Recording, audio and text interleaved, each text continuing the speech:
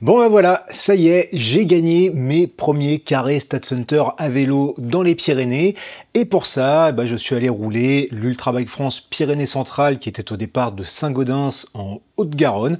Après avoir fait l'édition Jura au mois de mai, vous avez le débrief sur la chaîne et j'ai pas encore eu le temps de monter la vidéo plutôt type aventure. Là, je suis allé faire cette édition Pyrénées Centrales, la version 200 km. Il y avait aussi 300 et 500 comme j'ai fait dans le Jura. Je me suis contenté du 200 parce que j'y allais pour diverses raisons, type tester mes genoux. Vous savez que cette année j'ai des petits soucis, donc 200, je m'étais dit que ce serait déjà bien pour tester ça. Et puis j'avais aussi un petit peu de matériel à tester, notamment le compteur GPS Coros Dura. Je vous en ai déjà parlé dans des vidéos où on faisait un petit peu la découverte de ce compteur. Là, il y avait eu les mises à jour un petit peu finales, donc je voulais quand même le tester dans des conditions un peu de course, sur un parcours un petit peu long. Il y a pas mal de choses à dire, on va voir tout ça au cours de cette vidéo, un petit peu débrief de cet événement et des petits essais que j'ai pu faire. Donc, c'est Ultra Bike France Pyrénées Centrales, je m'y suis rendu le vendredi, sous une grosse chaleur. Arrivé à Saint-Gaudens, l'événement prenait place dans un gymnase, en fait, qui servait de départ et d'arrivée, à l'intérieur duquel il y avait déjà quelques participants et des partenaires qui s'installaient pour mettre leur stand, notamment Gonel, avec qui en fait je suis descendu. Donc Gonel, ce sont des vélos en bois et carbone ou bois et lin. Je vous ai déjà montré ça sur la chaîne. Et d'ailleurs, hier, je suis allé à l'atelier pour assister au moulage d'un cadre. C'était vraiment super intéressant. Et ce cadre, on aura l'occasion d'en reparler très bientôt. Et en autre partenaire, il y avait Zenkei. Et Zenkei, ça, faut que je vous en parle aujourd'hui. Alors Zenkei, c'est une marque de savon créée par Vincent, qui est un ancien triathlète, et qui s'est demandé comment est-ce qu'il pouvait apporter un petit peu de confort aux sportifs, en fait au quotidien, et c'est pour ça qu'il est parti sur cette idée de savon, donc des savons solides, et ça fait quelque temps qu'on a commencé à discuter, qu'il m'a parlé de ses savons, de son projet que j'ai trouvé hyper intéressant, et moi ça m'a intéressé parce qu'à titre personnel, ça fait déjà un moment que je suis repassé sur du savon solide, que ce soit pour me laver les mains ou pour prendre ma douche, tout simplement parce que je trouve ça plus pratique et puis aussi plus économique que d'acheter des gels douche, sans parler du côté, il n'y a pas d'emballage plastique, c'est pas un truc dilué dans de la flotte et compagnie. Et ces savons, en fait, au niveau de la marque, qui s'appelle Zenkei, qui est le verlan de Kaizen, qui est un principe japonais, si je ne me trompe pas, qui, pour résumer, en gros, c'est de mettre des petites améliorations assez modestes au quotidien dans plein de petites choses, pour aller vers quelque chose de mieux. En gros, si on reste dans le vélo, c'est le principe des gains marginaux. Donc le principe de ce savon, où il a mis plein de choses sympathiques dedans, c'est d'apporter un bien-être, un petit truc en plus, qui fait qu'on va se sentir mieux pour être performant, pour être bien et compagnie. Donc ces savons, il y en a 3, énergisant, vivifiant et enveloppant, avec des choses un petit peu différentes dedans.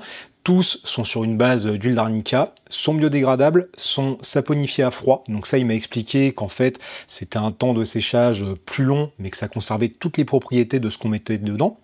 Ils sont exfoliants, ils sont sur gras, et c'est vrai qu'au toucher, quand on les déballe, on sent qu'il y a vraiment un côté gras.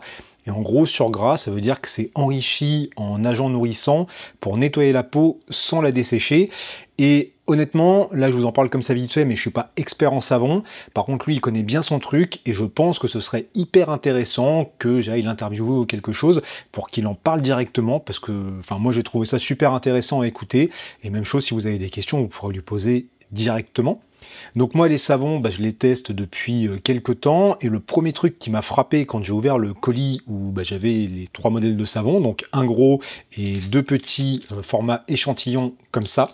Petit format d'ailleurs que je trouve très pratique et je lui ai dit ça serait bien ça pour l'ultracyclisme qu'on ait ce format là tout simplement à emmener dans une sacoche, c'est hyper pratique.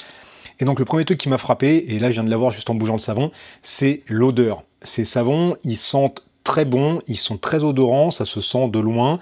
Là, j'en ai un dans ma douche. Quand j'ouvre la cabine de douche, c'est vrai que l'odeur, elle est agréable et c'est plaisant, en fait, de rentrer pour prendre sa douche. Et après, au niveau du savon, moi je peux vous montrer par exemple, j'essaye en ce moment surtout le savon donc énergisant.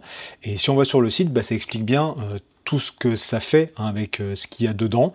Donc ça nous dit que c'est à base d'arnica et de chanvre, senteur citron noir, que ça apaise crampes et courbatures grâce à l'huile d'arnica. Alors ça, tout ce qui est côté apaisant, côté effet calmant et compagnie, c'est pas forcément les choses les plus faciles à percevoir, je pense, pour chacun. C'est le principe de ces gains marginaux, voilà, ces petits trucs en plus. Par contre, comme je vous ai dit, hein, moi c'est vraiment l'odeur qui m'a frappé, que je trouve génial. Mais voilà, tout est expliqué, peau protégée et purifiée, grâce aux pépins de raisin bio et l'effet sur gras. Et c'est vrai que ça c'est assez marrant. Les petits pépins de raisin qui sont dans le savon, on sent que ça gratte la peau. C'est génial. Et d'ailleurs, Laurence a aussi essayé le savon. Elle m'a dit, oh c'est super, ça gratte un peu, c'est hyper agréable. En plus, ça sent bon et l'odeur reste bien sur la peau. Donc elle, ça lui a beaucoup plu. Donc senteur citron noir, moi j'ai vraiment... Enfin j'aime bien. Franchement, j'aime bien. Et après, sur le site, voilà, on a vraiment le descriptif de chacun des composants qui est dedans, pour chaque savon. Donc il y a vraiment plein de choses à apprendre. Je vous invite vraiment à aller jeter un œil. C'est vraiment hyper intéressant. Le lien est en description. Et juste encore un dernier truc, c'est que moi, je l'essaye déjà depuis 15 jours, ce gros savon. Et quand je vois comment il diminue, je dirais que ça peut tenir quand même un bon mois, sachant qu'en ce moment, je prends 1 à 2 douches par jour. On passe maintenant à l'avant-course, donc toujours dans ce gymnase, en fin d'après-midi, après avoir checké les vélos, après avoir pris les petits stickers à mettre sur le casque, sur le cadre et compagnie, après avoir commencé à faire connaissance avec tout le monde, eh bien nous avons eu le briefing de la course qui... En gros, reprend un petit peu ce document qui est le manuel de course qui nous avait été déjà transmis quelques jours auparavant par email. Hein, donc c'est un fichier PDF et il y avait aussi eu des briefings en ligne en visio, ce qui est très sympa avec plusieurs créneaux horaires dispo pour avoir toutes les infos. Franchement, Jean-Marc Hubert, ils font les choses bien. Donc on passe un petit peu les infos. On va surtout aller à ce qui nous intéresse là.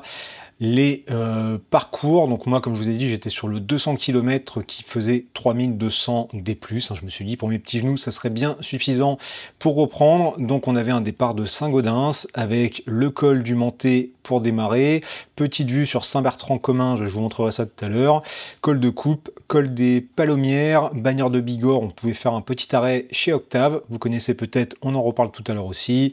Petite vue sur le lac de l'Arrêt d'Arrêt, et puis après, on rentrait tranquillement. Donc on a les parcours, les profils. Je vous montre vite fait le 300 km, où là on passait déjà à 7400 D+. J'avais hésité à aller dessus, et bon, je me suis dit déjà 200 ça sera bien. Et je vous le dirai après, mais c'était largement suffisant pour ce jour-là. Donc le départ est commun en fait, vous voyez, avec le col du Mantet, et c'est un peu plus loin par ici là que ça se sépare à peu près. Donc ça fait qu'en cas de problème sur le 300, on peut toujours prendre le 200 pour rentrer un peu plus vite. Et là déjà, on avait un peu plus de col à grimper, avec notamment le Tourmalet à monter et à descendre, avant d'aller récupérer le parcours du 200 pour rentrer. Et puis après le 500, là 12 500 de D+, hein, les épreuves UBF, c'est des épreuves avec du gros dénivelé. Ça reste des épreuves qui sont accessibles, mais c'est quand même des choses assez exigeantes. Donc quelquefois, vaut mieux faire comme moi, là, prendre le 200 et y aller pour se faire plaisir, vraiment un truc bien, que d'aller tout de suite se mettre sur le 500 si on se sent pas de grimper tous ces petits cols qui étaient sur place, surtout là avec la chaleur, c'était pas forcément très facile. Donc voilà pour les parcours. Pendant ce briefing, ils nous ont aussi rappelé un truc qui est quand même important, c'est que dans l'inscription, il y a une assurance qui est incluse, ça va être l'assurance rapatriement, enfin tous ces trucs-là. Donc au moins, voilà, ça c'est dedans, c'est payé dans l'inscription. Pour eux, ça leur permet d'être sûr que tout le monde est assuré. Pour vous, ça permet d'avoir un truc. Et ça, c'est pas mal. Le soir, on a eu une pasta party dans un magasin qui était à côté. C'est un magasin qui fait du vélo, un petit peu d'escalade, enfin pas mal de sport outdoor comme ça, de montagne. Le mec nous a fait un super truc, ça coûtait 12 balles. Il y avait des pâtes avec sauce carbo, pesto ou bolo, pâtes normales ou sans gluten, dessert c'était une croustade aux pommes, et il y avait des boissons, genre des petites bières locales ou ce genre de choses. Donc tout ça pour 12 balles, les barquettes de pâtes, tant qu'il en restait on pouvait manger, donc franchement on a bien mangé, j'ai peut-être même un peu trop mangé, et il faisait bien chaud, donc à un moment j'ai eu un gros coup de chaud, il a fallu que je boive pas mal d'eau, et puis après ça on est rentré pour se coucher, et quand je dis rentrer, c'est au gymnase. Il y a des gens qui avaient réservé des hébergements aux alentours, mais on avait aussi la possibilité de mettre une tente ou simplement un matelas dans le gymnase. Certains ont mis des tentes devant, ont dormi en van sur le parking, et ça je trouve que c'était vachement sympa. On n'a pas forcément passé la meilleure nuit de notre vie parce qu'il a fait très chaud, on a aussi eu un petit peu de moustiques, Mais c'est très cool parce qu'en fait, ça met tout de suite dans une ambiance un peu communautaire. On est un peu sur l'événement, voilà.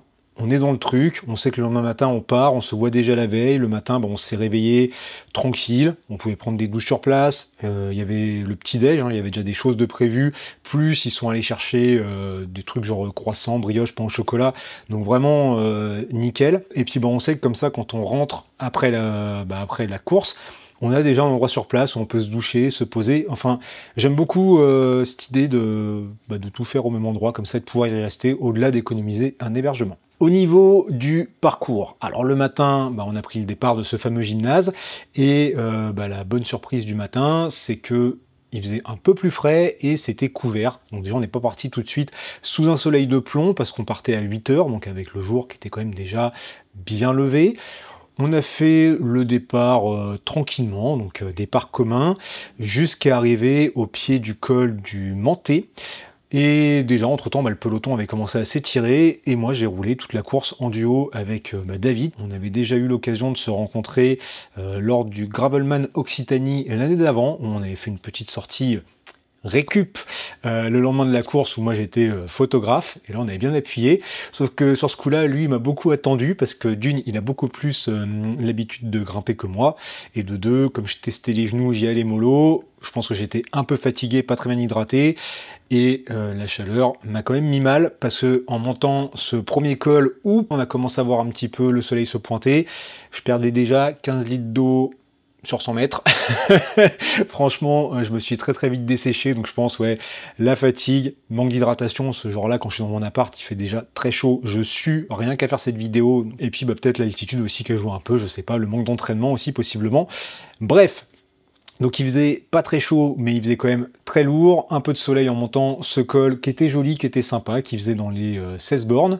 Et puis arrivé en haut du col, il y avait un resto, on pouvait recharger en eau. Et là, on a croisé un mec qui faisait du voyage à vélo, qui était sur un vieux VTT Specialized en acier, en 26 pouces. Le gars, il faisait entre 40 et 100 bornes par jour pour traverser les Pyrénées jusqu'à Hendaye avant, pourquoi pas, de bifurquer sur l'Espagne. Et il nous disait qu'en gros, le vélo avec le chargement, ou juste le chargement, je sais plus, il y en avait pour 40 kilos. Et donc voilà, quand on se dit que déjà le col, c'est pas évident à grimper comme ça, franchement, avec son chargement et tout, bravo. Et j'ai eu une grosse pensée pour lui après, quand on est redescendu de ce col. La descente, elle était géniale, la route était large, propre, tout, jolie vue.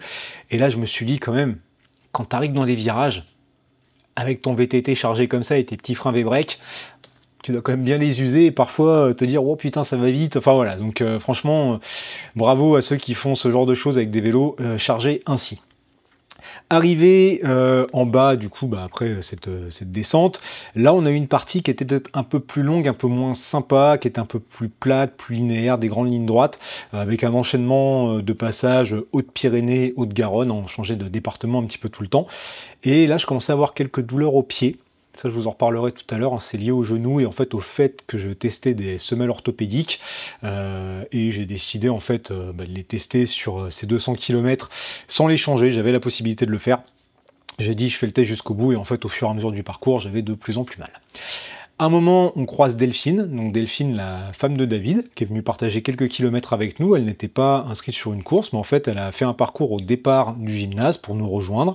On a roulé un petit peu ensemble, et c'est là qu'on est passé au niveau de Saint-Bertrand-Comminges, avec sa cathédrale, qui est très jolie, et je pense que ça vaudrait le coup d'y retourner pour la voir de plus près. Franchement, c'était chouette. Et déjà à ce moment-là, avec David, on cherchait un petit peu à manger. Alors j'avais bien sûr des petits trucs à manger sur moi, des bars, des trucs, mais là il était déjà peut-être 11h, commence à avoir un petit creux, mine de rien, debout depuis 6h du mat, et impossible de trouver quoi que ce soit à bouffer sur le parcours. Il n'y avait pas une boulangerie, pas une épicerie, rien. Il y a un moment dans un bled, on tombe sur une épicerie, on fait « Oh super l'épicerie, glace artisanale, machin, tout ». On pose les vélos, on va pour rentrer dedans, porte fermée, ouvert seulement de 14h à 18h. Voilà, alors que partout il y avait des panneaux marqués magasin, producteur et tout dans tel village, on ne l'a jamais vu à part ce truc qui était fermé.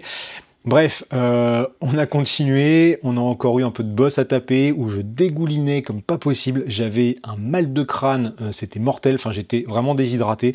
Pourtant je buvais, hein, mais moi la chaleur ça me fait ce genre d'effet, surtout que là il fait pas non plus chaud très souvent cette année, donc on prend des bonnes claques à chaque fois, et j'ai peut-être pas trop non plus l'habitude de grimper, je suis un peu en sous-entraînement en ce moment aussi, bon bref. Donc mal au crâne, ça je sais bien que c'est que je suis déshydraté, ça tape, donc encore dans la montée, bon voilà, je sens que ça coule, mais voilà, mais les descentes, dès qu'il y a des petites bosses sur la route, il y a le cerveau qui vient toucher les bords, c'est pas agréable. Et pour manger, bah, il a fallu attendre de passer le col des Palomières, où arrivé au sommet, on n'avait pas trop de vue, parce que bah, c'était toujours couvert, hein. Je vous ai dit qu'on avait eu un peu de soleil dans le col du Menté, mais depuis, le ciel était couvert. Tant mieux pour moi, au moins, le soleil ne nous tapait pas directement dessus, mais il faisait lourd quand même si le thermomètre n'affichait pas forcément plus que 25 ou 27 par là, ce qui est déjà un peu chaud, mais surtout il faisait lourd. Et quand on regardait les montagnes aussi, on avait l'impression que c'était couvert et pas terrible pour les gens des parcours 300 et 500, en plus il y avait de l'orage annoncé la nuit. Il y a eu de l'orage la nuit, mais en fait la journée ils avaient du ciel bleu. J'ai vu des images après, plus dans ce coin-là en montagne, il faisait beau. D'ailleurs, le petit regret que je peux avoir par rapport à ce parcours de 200 km, c'est qu'on n'a pas eu vraiment le paysage un peu carte postale des Pyrénées, en montagne. Voilà, le parcours ne nous emmenait pas trop sur la haute montagne, on restait un peu plus bas. C'était peut-être pas évident de tracer autrement, mais c'est vrai que sur les 300 et 500, je pense qu'ils ont eu des vues encore un peu plus sympathiques. Bref, col des Palomières, pas trop de vues, on redescend, on arrive à Bagnères de Bigorre, et donc chez Octave. Chez Octave, qui est en fait un sorte de restaurant, café cycliste. Moi, c'est la première fois que j'y allais. Et c'est un lieu qui sert pour beaucoup d'événements, type il y a eu le départ du Gravelman Tourmalet cette année, ça a fait base de vie pour la RAF aussi, et c'est vraiment sympa. Et bon bref, on est arrivé, on a posé les vélos, et là je sentais bien que j'avais pris une grosse baffe, j'avais la dalle, j'étais pas bien, j'ai commencé à rentrer dans le truc, je suis ressorti, je me suis assis devant, contre la fenêtre, voilà, et puis après j'ai enlevé mes pompes, bon bref. On a demandé s'il y avait encore des petites choses à manger, parce qu'il était déjà peut-être 14 heures. Donc il y avait possibilité d'avoir des sandwichs. Et les sandwichs étaient bons, hein, on pouvait les composer comme on voulait. Donc on a pris jambon, fromage de brebis. Par contre, les gars sont très sympas, le lieu est très sympa, mais les sandwichs, c'est un peu chiche, hein, c'est pas très gros, il n'y a pas grand chose à bouffer. Et ceux qui sont arrivés après nous, eux se sont vus proposer des pâtes. Alors est-ce qu'ils se sont rendus compte après qu'il restait des trucs dans le resto ou pas, je sais pas. Enfin en tout cas, bon bref, le lieu est très sympa. Ils avaient un petit accord aussi avec l'organisateur, ce qui fait qu'on a eu le droit à des canettes de coca gratos avant de repartir. Donc ça faisait toujours du bien de reboire un petit truc en plus. Je suis pas trop coca, mais c'est vrai que sur un ultra, la 200 ça reste encore une petite distance, mais ça fait déjà pas mal. Ça fait du bien, donc on est reparti, voilà, reposé quand même, après une grosse heure d'arrêt, un petit peu mieux réhydraté, et en repartant, il y avait une bonne bosse grimpée direct, et suite à ça, j'ai mieux géré mon hydratation, je pense. Sur 20 km, j'avais déjà dégommé, je crois, un de mes bidons qui fait quasi 1 litre, et je sentais bien que la tête, ça tapait un peu moins, en tout cas jusqu'à ce que ça se remette à grimper un peu plus, que je me remette à dégouliner comme pas possible, mais ça allait mieux. Donc là on avait déjà fait, au niveau d'Octave, 120 km, hein, donc il nous en restait un peu plus de 80, parce que le parcours faisait dans les 213, et vraiment on avait passé les plus grosses difficultés, et petit à petit je me suis dit tiens, je vais peut-être quand même commencer à essayer d'appuyer un petit peu plus pour voir comment vont les genoux, tout, parce que jusqu'à là ça gérait plutôt bien. Et donc sur les 60 derniers, j'ai commencé à appuyer un peu plus, bon ça avait l'air d'aller. À un moment on passe à un endroit, le sol était humide, on s'est dit tiens, on a quand même évité l'averse de peu, tant mieux. Et puis après, pour les 40 derniers kilomètres, là ça devenait beaucoup plus roulant, c'était même beaucoup de la descente. Donc là on a commencé à appuyer un peu plus. Bon, j'avais quand même encore quelquefois un peu de mal à suivre David qui roule bien et qui était sans doute plus en forme que moi à ce moment-là, mais je sentais que ça allait mieux, j'avais pas trop mal aux genoux, j'avais quand même quelquefois des petites pointes, et j'avais surtout toujours ces grosses douleurs aux pieds qui faisait qu'empirer, mais je voulais pousser à fond le test des semelles, donc parfois j'étais obligé de m'arrêter, décrocher les chaussures, marcher 3-4 mètres pour que ça passe, avant de repartir, et ensuite on arrive pas très loin de Saint-Gaudens, c'est là, le soleil qui sort, il est, je sais pas, peut-être 18h30, 19h, donc les lumières déjà un petit peu de fin de journée, magnifique, pour finir c'était top. Et là, on a dit, on vide le moteur, on lâche les chevaux, on roule, et puis on arrive à Saint-Gaudens, où tout le monde nous attendait, enfin tout le monde, les organisateurs, quelques personnes qu'on connaissait, avec les petites cloches, les machins, l'arrivée très sympa, et Delphine, la femme de David, qui nous avait acheté en boulangerie des pains au chocolat aux amandes, qu'on fait vraiment très très plaisir. Donc Delphine, encore merci, ça a fait du bien à la fin. Même si après on a aussi bien tapé le ravitaillement proposé par l'orga. Et là encore une fois c'est vachement bien, il y a du sucré, du salé, boisson froide, boisson chaude, et en fait tu fais ta vie. Voilà, il y a le frigo, tu te sers dedans, enfin il n'y a pas non plus masse d'événements où c'est comme ça. Là tu fais ta vie, tu manges à ta faim, tu fais tout nickel. Et après, on a aussi fait la remise des diplômes et t-shirt finisher. Alors le t-shirt, je l'ai là. D'ailleurs, on voit que je transpire beaucoup dans mon appart. Et le diplôme, ils l'écrivent pour chaque personne avec le chrono et compagnie. Nous, on a mis 11h05. Et là, ils ont fait un truc sympa, comme on avait roulé en duo, même pour d'autres, par exemple, dont la compagne ou le compagnon était là, que ce soit quelqu'un extérieur à l'orga, qui en fait fasse la remise. Donc comme ça, on a pu raconter plein de conneries, c'était très sympa. Et dernier petit truc qu'on a fait comme ça après course, c'était de tourner la roue de la fortune. Ça, je crois que j'avais oublié d'en parler lors de l'édition du Jura. C'est un petit truc super chouette qu'ils font. En fait, ils ont une roue de vélo qu'ils ont mis sur une espèce de pied. Vous la lancez, ça va faire un numéro de 1 à 6, et donc ça vous attribue le choix d'un lot. Et il y avait quand même dans la case numéro 6 une lampe K-lampe à gagner, et puis aussi des savons Zenkei, donc quand même des beaux cadeaux. Et donc moi, j'aurais bien aimé faire numéro 6, ou alors numéro 3, s'il y avait des petites boîtes de rustine, et en ce moment, il fallait que j'en rachète pour un de mes vélos. Sauf le truc, c'est que j'ai fait numéro 1, donc du coup, j'ai pris un bidon UBF, et pour être sûr, j'ai retiré la roue une deuxième fois, elle a refait numéro 1. Et pour tout vous dire, je l'ai même retirée le lendemain, elle a encore fait numéro 1. Et moi j'ai dit, je pense que la roue est truquée. Mais bon, il y a bien des gens qui ont gagné la lampe et compagnie, donc comme quoi. Voilà, enfin bon, c'est très sympa ce principe de petit cadeau, et là c'est pas en fonction de l'ordre d'arrivée. Tout le monde a au final la même chance, voilà, tu tires ce que tu tires. Bref, pour Ultra Bike France, vraiment, moi je trouve que c'est une très belle orga. Le seul truc qui est dommage, en tout cas pour eux, c'est que là on n'était que 35 participants sur l'ensemble des distances. Il y en a qui ont abandonné, il y en a beaucoup qui sont arrivés au bout, mais ce qui est sûr, c'est que tout le monde était super content parce que l'orga, elle est très cool, ça mériterait qu'il y ait plus de monde. Et si jamais ça vous tente, il reste 3 éditions cette année, et pour pas que je vous dise de conneries sur les éditions, on va aller voir ça tout de suite, hop, sur leur site. Donc, il nous reste Ardèche en août, il nous reste Vosges en septembre, il nous reste Pyrénées-Orientales en octobre. Moi, je pense bien que je vais aller sur Vosges, et sur Pyrénées-Orientales, Ardèche, je suis moins sûr par rapport au planning, mais c'est vrai que ces deux-là, j'aimerais bien, surtout si les genoux vont mieux, et surtout, possiblement, pour faire l'essai d'un nouveau vélo. Ce serait l'occasion. Si ça vous tente, je vous mets le petit code promo de 5% qu'ils m'ont proposé là, dans la description. Toujours ça d'économiser sur l'inscription. Et en plus de ça, moi, il faudrait que j'y retourne, parce que faut que je vous remontre ça.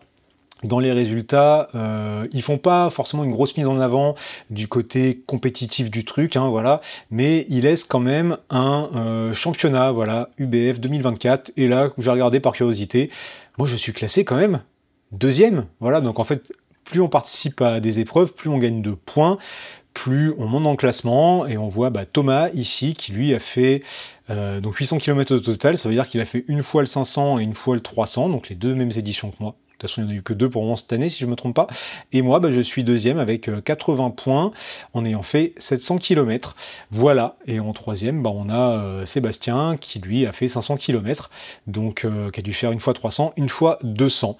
Alors c'est un petit côté sympa, je ne sais pas s'il y a un truc en plus à la fin, mais pourquoi pas essayer de remonter encore un petit peu dans ce classement. Allez, faut qu'on passe maintenant à mes histoires de genoux, parce que quand j'en parle, c'est vrai qu'il y a beaucoup de commentaires où c'est pas forcément bien pris en compte que ce sont des problèmes que j'ai depuis très longtemps, et beaucoup, visiblement, sont médecins et savent absolument exactement ce que j'ai. Et pour le coup, je me suis quand même dit, tiens, même si j'ai essayé plein de trucs, l'étude posturale, le repos et compagnie, il y a du mieux, il y a encore des choses à voir. Et j'ai pris rendez-vous quand même avec un médecin du sport pour faire un petit peu l'état des lieux, pour voir s'il y avait quand même des examens à faire pour être un peu plus sûr et compagnie. Le médecin du sport, pour lui, c'est syndrome rotulien, syndrome fémoro-patellaire, et au final, c'est un petit peu ce que j'ai déjà eu auparavant. Apparemment j'ai le genou, je crois, valgus, un truc comme ça, enfin bref, ça part un peu vers l'intérieur, c'est pas ouf. Il a vu aussi que j'étais asymétrique, les autres personnes que j'ai vues ont aussi vu que j'étais asymétrique, comme pendant l'étude posturale. Bref, je suis mal foutu, je le savais déjà, mais ça ne fait que le confirmer à chaque fois. Et donc il m'a prescrit de faire des IRM genou droit, genou gauche, radio, d'aller voir un podologue, d'aller voir un kiné. Pour ce qui est de l'IRM, en fouillant un petit peu dans les papiers que j'ai chez moi, j'ai retrouvé un IRM de 2015, donc d'une époque où je ne faisais pas de vélo, une époque où je commençais à courir, depuis pas très très longtemps, où j'étais déjà allé faire un IRM du genou gauche pour un syndrome rotulien, et cet IRM ne révélait pas de dommages ménisques ou cartilage, simplement de l'inflammation. Voilà, donc comme quoi je vous dis, c'est des trucs que je traîne depuis longtemps, même si dans ma tête, pour moi, c'est toujours le genou droit qui est le plus relou, et c'est vrai que quand j'étais gamin, c'est mon genou droit qui posait problème, avec un Osgood-Schlatter, c'est une petite malformation du cartilage. Quand je courais, ça a souvent été le genou droit qui merdait, et pour lequel je mettais une genouillère, mais visiblement, à chaque fois que je vais consulter, c'est plutôt pour le genou gauche. Donc, suite à ce passage chez le médecin, je suis allé voir le podologue. Donc, comme je vous l'ai dit, lui aussi, il a vu que j'étais un peu tordu. Et on fait l'essai de semelles pour mes chaussures de vélo. Donc, actuellement, des Lake 242 que j'ai acheté récemment, qui sont pas encore tout à fait bien pour mon pied, parce que j'ai un pied qui a une forme qui fait que, voilà, pour les chaussures, c'est pas top. Et je pense que je suis pas le seul. En même temps, là, je vous mets une photo vue d'au-dessus. Je sais pas, les mecs qui font des chaussures, ils ont pas vu à l'école le truc genre tu peux pas rentrer un rond dans un carré, ou un carré dans un rond. Vous voyez la forme de mon pied, vous voyez la forme de la chaussure qui est plus pointue, fatalement il y a un souci. Et pour mon pied droit qui est un peu plus fort, j'ai le gros orteil qui touche. D'ailleurs ça m'a un petit peu gêné pendant la course. Mais bon, j'avais essayé ça chez Lake avec leur guide détail en prenant une demi-pointure de plus, en me disant avec le talon thermoformable, pour mes chevilles de fillette, sans doute que j'arriverai à thermoformer pour que ça se cale. J'ai essayé, soit j'ai pas chauffé assez, soit j'ai vraiment les chevilles trop fines pour ça. Bref, j'ai repéré une autre marque de chaussures, peut-être à tester, on verra ça plus tard. Mais pour le moment, je reste sur ces semelles thermoformées qu'on a fait. Et donc avec un renfort en fait côté droit, parce que je chantais toujours, je l'avais expliqué, que j'ai le pied, j'ai l'impression que je pédalais comme ça. Et donc le renfort pour remettre un peu le pied dans l'axe, et c'est vrai qu'en fait des deux côtés, j'ai eu des douleurs un petit peu à l'arrière, devant le talon, là sur l'extérieur du pied, et apparemment j'ai l'arrière du pied à cet endroit qui est un peu plus large.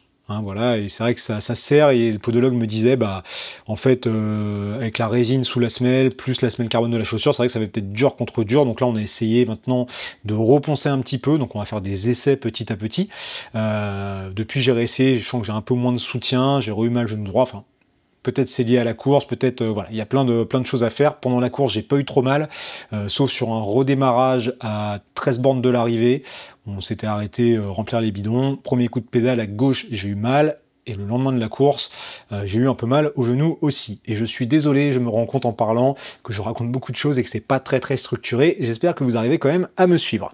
Bref, donc au niveau des pieds, des chaussures, il y a encore du taf. Et là, maintenant, j'ai commencé aussi à avoir un kiné qui lui a regardé et me dit que il n'a pas constaté vraiment de problème de mobilité au niveau des genoux. Par contre, il sent bien que j'ai des cuisses qui sont très raides, le psoas encore qui est très raide à droite, et qu'au niveau des cuisses, en fait, j'ai le vaste interne qui serait trop sollicité. Donc là, je peux vous mettre une photo. Il y a ce muscle qui arrive au niveau au-dessus du genou, là, sur l'intérieur de la cuisse, et c'est vrai que c'est là que j'ai les douleurs, souvent, ça part de là. Donc j'ai sans doute un déséquilibre musculaire. Comme je vous l'ai dit, beaucoup ont vu que j'étais asymétrique. Cette histoire de déséquilibre musculaire, d'autres m'en ont parlé. Donc soit au niveau des cuisses ou aussi des fessiers qui seraient peut-être un peu faibles. Bref, j'ai un petit peu des exercices à faire, d'étirement, de renfort. Il y a encore des choses à trouver niveau position. Dans ce que j'ai essayé d'ailleurs pour la course, c'est de repasser sur l'ensemble pédale et cale look, qui me donne en fait 6 degrés de liberté angulaire contre 4 avec les Richet. Je fais l'essai, est-ce que ça changera quelque chose ou pas, je ne sais pas, mais bon, ça m'a juste coûté de racheter une paire de cales, donc c'était pas l'essai trop contraignant à faire. Aussi, ce que j'ai fait, c'est que j'ai ravancé un petit peu mes cales, parce que les problèmes de genoux, comme je vous l'ai dit, j'en ai toujours eu. Cette année, ils sont un peu plus hard, un peu plus longs à traiter, et ils sont arrivés plus tôt dans la saison, mais à un moment où en fait j'avais reculé mes cales. Et je pense que le problème vient notamment de là, et qu'en reculant les cales, j'ai peut-être bloqué les chevilles, ça se joue à quelques millimètres, et du coup ça impacte les genoux. Donc avant cet Ultra Bike France, j'avais ravancé les cales d'environ 3 mm, et quand j'avais regardé sur mes anciennes chaussures, j'ai l'impression que les cales étaient 5 mm en avant d'origine par rapport à la position que j'avais mis ensuite et avec laquelle je commençais à avoir des soucis. Donc il y a peut-être un petit truc à affiner là. Bref, je suis pas sorti de la merde. Maintenant, niveau matériel pour cette course, il n'y a pas énormément de choses que j'ai notées à vous raconter. Au niveau de la boisson, en plus comme il faisait chaud, toujours des électrolytes de chez Olifat. Ça c'est le truc vraiment que je trouve important. J'ai aussi racheté pour mes roues, parce que pour les roues, en fait, là j'ai remonté les roues Elite Drive 40D. Vous savez, après le Gravelman Bretagne, j'avais eu un souci de perte de pression à l'arrière. C'est le scotch tubeless qui s'était barré. Et j'avais racheté en fait ce scotch fond de jante. Et ça, c'est quelque chose quand même que je trouve assez magique. C'est du scotch de la marque Tesa, ou Tesa, enfin qui est une marque allemande. Et là où c'est magique, c'est que on n'arrive pas à le trouver, à le commander facilement en Europe. Je l'ai commandé sur AliExpress. C'est quelqu'un qui m'avait recommandé ce modèle, qui m'a donné le lien. Je cherchais dans le coin, j'ai pas trouvé. Par contre, sur Amazon, on trouve les rouleaux de scotch noir type Chatterton, genre pour finir le ruban de cintre. Enfin, je vous mets les liens en description. Il est très bien, hein, mais c'est vrai que pour une marque allemande, je trouve ça con de devoir le commander aussi loin. Bref, j'ai remonté ces roues avec dessus les pneus Hutchinson Challenger en 28 mm, donc le tout en tubeless. Là, j'ai pas de perte de pression, ça tient super bien, c'est nickel. Et vous savez, moi, pour réparer le tubeless, il y a un truc que j'aime bien, c'est la colle type super glue. Et là, j'étais allé en racheter, en fait, j'en avais plus, et je suis allé, là, c'est du Carrefour. J'avais repéré déjà des micro-tubes comme ça de 1 gramme, donc c'est vendu en 3 fois 1 gramme, et je trouve ça pratique parce que ça fait des mini doses comme ça, ce qui fait qu'une fois que c'est entamé, ça va pas sécher tout de suite, et au moins vous l'utilisez, et puis ça se vide assez vite. L'inconvénient par contre, c'est qu'ils vendent ça une couille. Par rapport à un grand tube, je sais plus combien j'ai payé ça, mais ça coûte peut-être 2 fois plus cher que d'acheter un tube de 3 grammes. Voilà, à peu près. Mais c'est vrai que c'est quand même pratique. Ensuite, en matos, simplement la caméra que j'ai utilisée pour les images qui illustrent cette vidéo, c'est la Insta360 Ace Pro, voilà, pour les curieux. Et en fait, là, je l'ai utilisé dans ce qu'ils appellent le mode Free Frame, qui en fait filme en gros une image un peu plus carrée, et après vous choisissez si vous voulez l'image verticale ou l'image horizontale. Donc pour celles et ceux qui font du contenu à la fois pour YouTube et à la fois pour des trucs type Reel sur Instagram, c'est plutôt pratique. Le seul inconvénient, c'est qu'il faut retraiter derrière.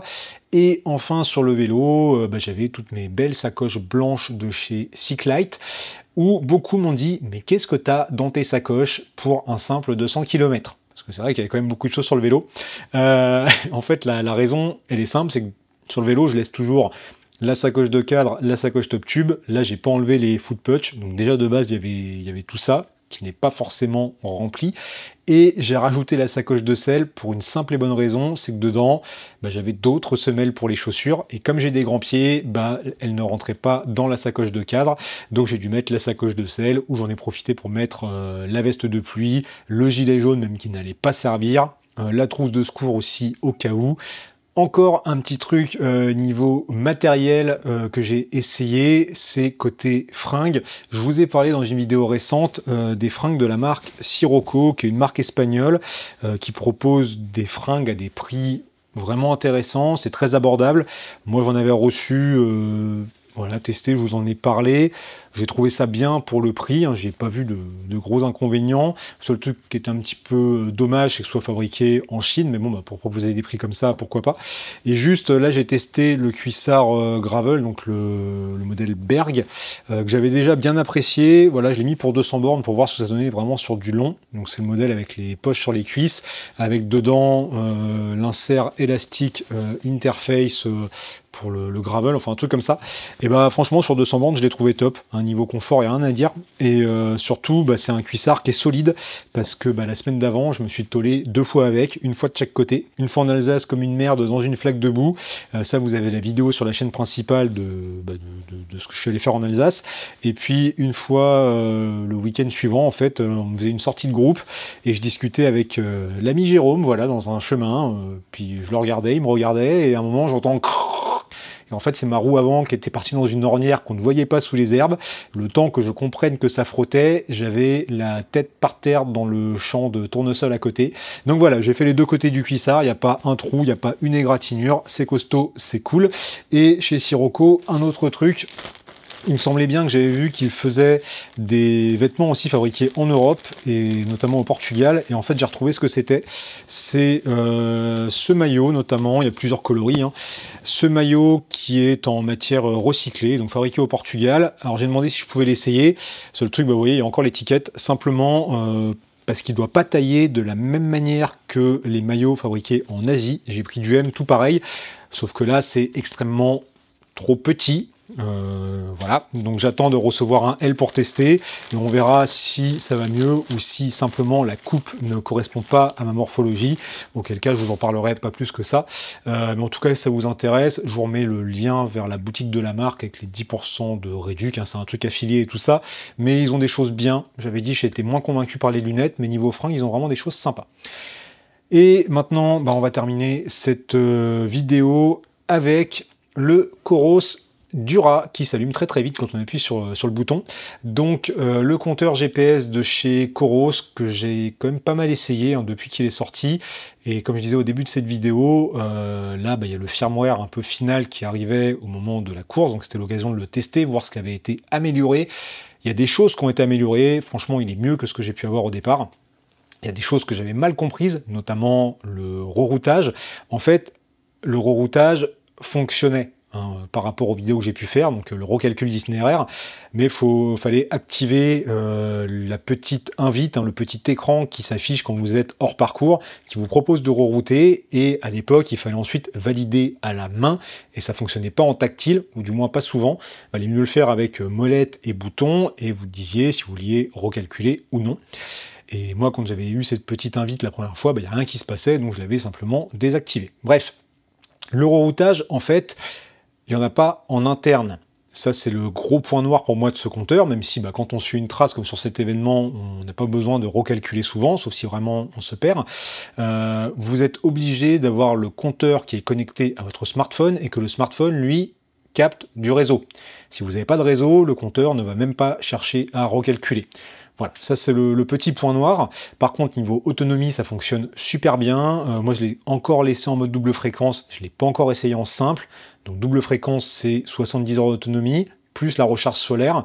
Alors là, heureusement pour moi, c'était couvert. Malheureusement pour le test du compteur, comme il y avait peu de soleil, j'ai pas pu voir vraiment comment ça chargeait sur une sortie de 11 heures. Je vous affiche quand même la photo que j'ai prise à la fin, avec le pourcentage de batterie perdue et le pourcentage de batterie gagnée. Ça fonctionne quand même bien. Franchement, vous pouvez rouler avec pendant longtemps. Depuis, j'ai même pas essayé de le recharger. Là, il est encore 78%. Et j'ai reroulé une ou deux sorties avec, je crois, un truc comme ça. Donc, l'autonomie, il n'y a pas besoin de s'en inquiéter. C'est même limite, un jour, tu vas oublier de charger ton compteur tellement tu vas jamais le charger. Bref, il y a des bonnes choses. Par contre, il est toujours assez lent, en fait, dans les changements de direction. Par exemple, vous roulez sur une route, vous devez tourner à gauche, en fait vous allez tourner à gauche, lui le temps qu'il comprenne que vous avez tourné, il se passe quelques secondes, pendant ce temps-là soit il va tout droit, soit l'affichage ne met pas dans le bon sens, donc ça c'est assez pénalisant, notamment pour un enchaînement de changements de direction, surtout en off-road je pense. Si en descente aussi ça peut être compliqué quand on va vite, voilà, il y a un truc là-dessus qui est vraiment amélioré, qui est chiant. Même chose, truc qui est chiant, c'est qu'en fait les routes et les chemins se confondent. Par là, je veux dire que tout est affiché avec des gros traits blancs. Si vous avez regardé la vidéo que j'ai fait de comparatif des montres GPS, donc il y avait une montre Coros, je disais que c'était la plus lisible dans les chemins, et c'est toujours vrai. C'est vrai que quand on est dans des chemins, en rando à pied, on est content en fait d'avoir ces gros traits blancs, on voyait bien les chemins. Sur le compteur, l'inconvénient, c'est que parfois on arrive à un croisement de route. Admettons, il faut prendre la deuxième, je sais pas, à gauche. Mais en fait, s'il y a des chemins, ils vont être marqués avec des gros traits blancs aussi. Alors quelquefois, c'est des tout petits chemins, genre pas débroussaillés, qu'on voit à peine. Et là, ça devient délicat de savoir vraiment où aller. Alors que ça serait des traits, ne serait-ce que d'une autre couleur, pour savoir que c'est des chemins, ça serait plus simple et identifié. Et enfin, le gros problème que j'ai eu, et là je pense que c'est simplement un bug, c'est dans les lacets. Alors juste avant de passer à ça, les lacets, en fait, j'y suis arrivé en grimpant le col du Mentet la première fois. Et là, j'ai pu expérimenter la fonction Climb. Donc en fait, ça vous affiche le profil de la course. Donc déjà, tout le long, Moi, ça me l'avait jamais fait par ici, parce que je pense que ça grimpe pas assez. Mais là, tout le long, j'avais le profil de la course en bas qui s'affichait avec une échelle de, je sais plus, 2-3 km, je crois. Donc vachement bien. Par contre, on peut pas dézoomer dessus, ni voir le profil complet, enfin, ou les ascensions. Pour ça, faut aller dans les menus, les machins, enfin, c'est un foutoir. J'aurais même pas pensé à faire comme ça. Et après, quand vous commencez à grimper, il vous met le profil complet de l'ascension et votre progression dessus. Et là, je trouve ça beaucoup mieux foutu, par exemple, que sur un Garmin. C'est plus précis au niveau du positionnement et vous voyez vraiment où vous en êtes. Enfin, c'est bien fait. Et donc, pour en revenir à cette histoire de lacet, bah, quand ça tournait vraiment serré, la trace disparaissait. Voilà. Vous aviez là où vous étiez, vous aviez peut-être la route parallèle au-dessus, entre les deux, plus rien. Et là, ça vous disait ascension terminée et après le lacet, ou après 2 lacets, selon les situations, bah, ça reprenait la trace et ça vous remettait le début de l'ascension en vous disant que vous aviez, bah, par exemple dans le col du Monté, 16 bornes à faire alors qu'on en avait déjà fait 10. Et donc ça, autant en montée qu'en descente, je pense que c'est un bug qu'ils vont pouvoir résoudre, mais c'est vrai que ça la fout mal. Après, concrètement, pour 290 balles, c'est pas une mauvaise option. Hein, voilà, le truc, il fait le taf. Il y a encore des choses à revoir. On sait que Coros sont bons pour les mises à jour. Moi, vraiment, ce que je lui reproche, c'est le fait qu'il ne recalcule pas l'itinéraire par lui-même et le fait qu'il soit toujours assez lent. Voilà. Autrement, ça fait le taf. Bref, j'ai déjà énormément parlé dans cette vidéo, donc ciao.